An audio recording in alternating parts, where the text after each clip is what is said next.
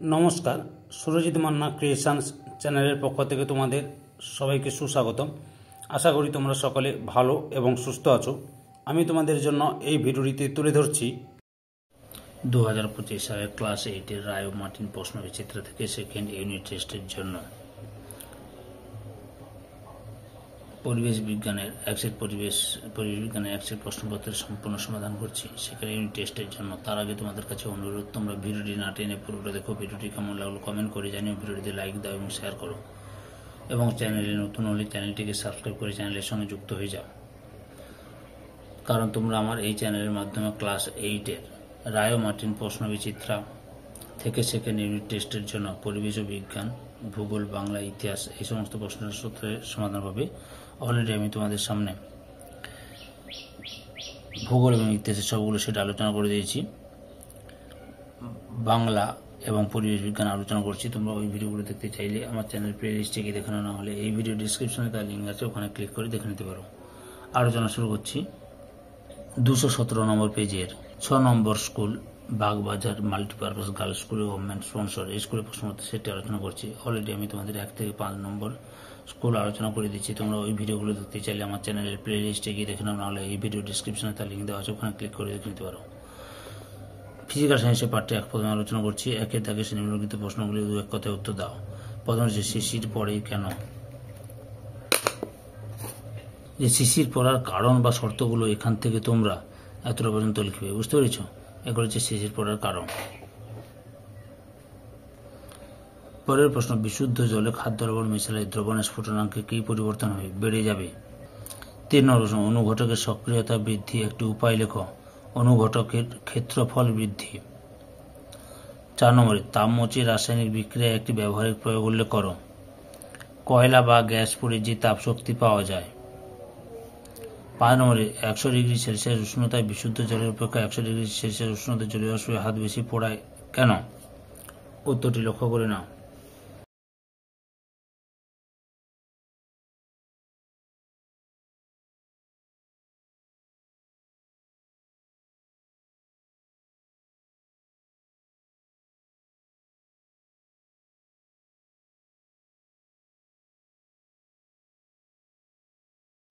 ছ নম্বরে, পরিচালন ও বিকিরণ পদ্ধতির মধ্যে একটি পার্থক্য লেখো।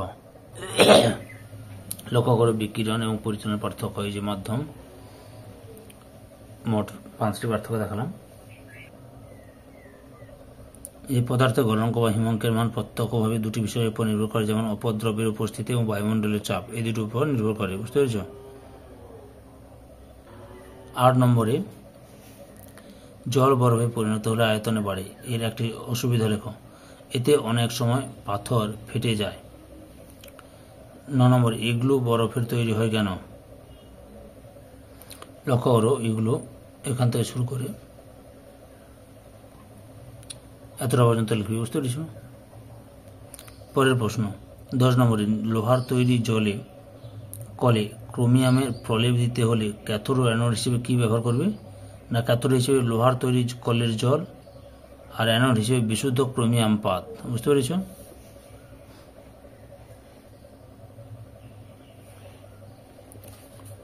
দুই দাগে নিম্নলিখিত প্রশ্নগুলির উত্তর দাও। প্রথমে রয়েছে, থার্মোফ্লাক্স যন্ত্রের বিকিরণ পদ্ধতিকে কিভাবে বাধা দেওয়া যায় বা বাধা দেওয়া হয়? উত্তরটি লক্ষ্য করো। এই যে এখান থেকে শুরু করবে। কাঁচের দেওয়াল দুটি মুখোমুখি অংশ পারদ বা রূপোর প্রলেপ লাগিয়ে চকচকে করা হয়, ফলে বিকিরণ পদ্ধতিতে তাপ সঞ্চালন ঘটার সময় মসৃণ পৃষ্ঠ থেকে বিকীর্ণ তাপ প্রতিফলিত হয়ে যায়, ফলে এই পদ্ধতিতে তাপ সঞ্চালন ব্যাহত হয়। পরের প্রশ্ন, বর্জ্যপাতের সময় কি কি সতর্কতা অবলম্বন করা উচিত? এখান থেকে লেখা শুরু করবে। উত্তরে পরপর দেখে নাও। বাড়ির বাইরে থাকা অবস্থায় কি সতর্কতা অবলম্বন করবে?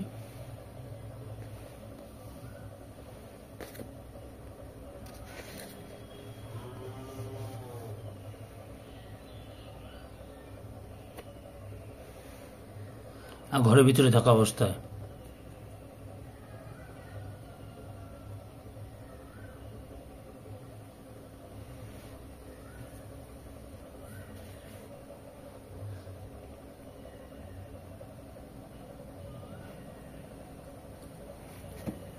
এত বুঝতে পেরেছ?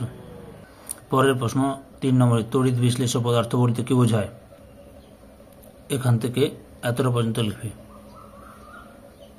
4 নম্বরে NaCl এর গলিত দ্রবণের মধ্য দিয়ে তড়িৎ চালনা করলে ক্যাথোড অ্যানোডে কি কি উৎপন্ন হবে বিক্রিয়া সহ লেখ।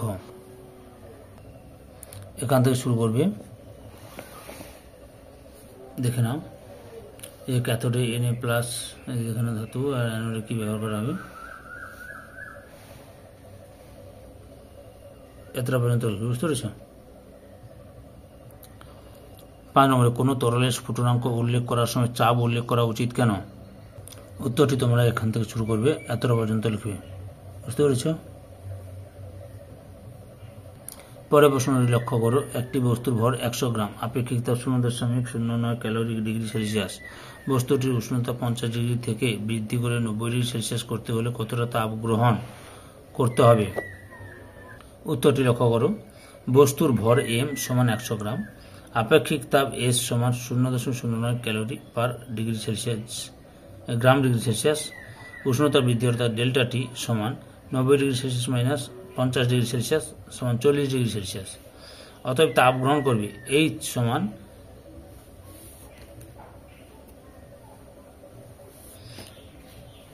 m into S into delta T, অর্থাৎ 100 গুণিতক 0.09 গুণিতক 40 সমান 360 গ্রাম ক্যালোরি, 360 ক্যালোরি।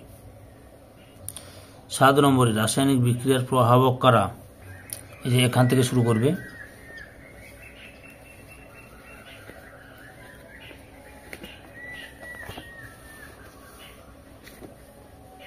এতটা পর্যন্ত লিখবে। বুঝতে পেরেছ? এতটা পর্যন্ত লিখবে। 8 নম্বরে হাইড্রোজেন সংযোগে জারণ ঘটে, উদাহরণ সহ ব্যাখ্যা করো। এখান থেকে শুরু করবে, এতটা পর্যন্ত লিখবে। 3 দাগে নিম্নলিখিত প্রশ্নগুলির উত্তর দাও। একে হচ্ছে জারক ও বিজারক চিহ্নিত করো। লক্ষ্য করো, উত্তরটি লক্ষ্য করো না, আমি লিখে দিয়েছি Cl2 হচ্ছে জারক, 2HBr হচ্ছে বিজারক, আর হচ্ছে Z10 হচ্ছে বিজারক, CuSO4 হচ্ছে জারক, তারপরে 2Na হচ্ছে বিজারক এবং H2 হচ্ছে জারক। বুঝতে পেরেছ? 2 নম্বরে পার্থক্য লেখো অনুঘটক এবং উৎসেচক। উত্তরটি লক্ষ্য করো, অনুঘটক এবং উৎসেচকের পার্থক্য। মোট 5টি পার্থক্য তুলে ধরলাম বা দেখালাম। 3 নম্বর তড়িৎ বিশ্লেষণের ব্যবহারিক প্রয়োগ আলোচনা করো। উত্তরটি লক্ষ্য করো, এখান থেকে শুরু করবে। ধাতু নিষ্কাশনে, ধাতু পরিশোধনে, তড়িৎ লেপনে এবং শিল্প উৎপাদনে, এতটা পর্যন্ত লিখবে। এবার লাইফ সায়েন্সের বিভাগটি লক্ষ্য করো। একে শূন্যস্থান পূরণ করো। প্রথমে হচ্ছে সিম্বো গোত্রীয় উদ্ভিদের মূলে ড্যাশ নামক ব্যাকটেরিয়া বসবাস করে, রাইজোবিয়াম নামক। 2 নম্বরে ড্যাশ নামক মেশিনের সাহায্যে ফসল তোলা, মাড়াই এবং ঝাড়াই সবই করা যায়। উত্তরটি হল কম্বাইন্ড হারভেস্টারের মাধ্যমে।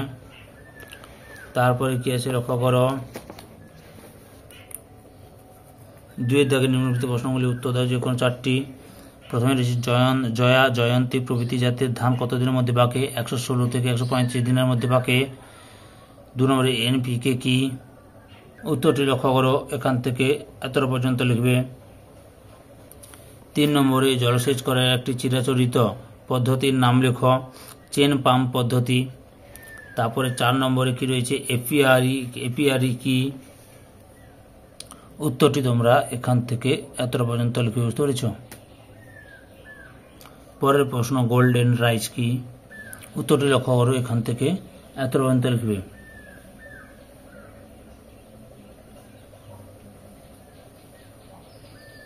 3 দাগে নিম্নলিখিত প্রশ্নগুলির উত্তর দাও, যে কোনো 3টি।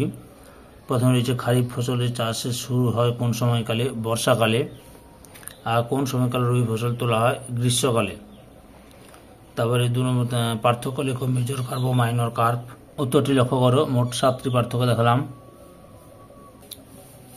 3 নম্বরে একটি ভারী জাতের ও একটি মাংস উৎপাদনকারী জাতের মুরগির নাম লেখো। এই যে ভারী জাতের হচ্ছে ব্রয়লার ও ব্রাহ্মা আসিল। বুঝতে পেরেছ? এবার হচ্ছে 4 নম্বরে মুরগি চাষে ব্যবহৃত লিটার পদ্ধতি কি? উত্তরটি লক্ষ্য করো, এখান থেকে শুরু করে এতটা পর্যন্ত লিখবে। 4 দাগে সংক্ষিপ্ত উত্তর দাও, যে কোনো একটি। প্রথমে হচ্ছে মৌমাছি পালনের আধুনিক পদ্ধতিটি সংক্ষেপে ব্যাখ্যা করো। উত্তরটি লক্ষ্য করো, তোমরা এখান থেকে পেয়ে যাবে। এখান থেকে শুরু করো।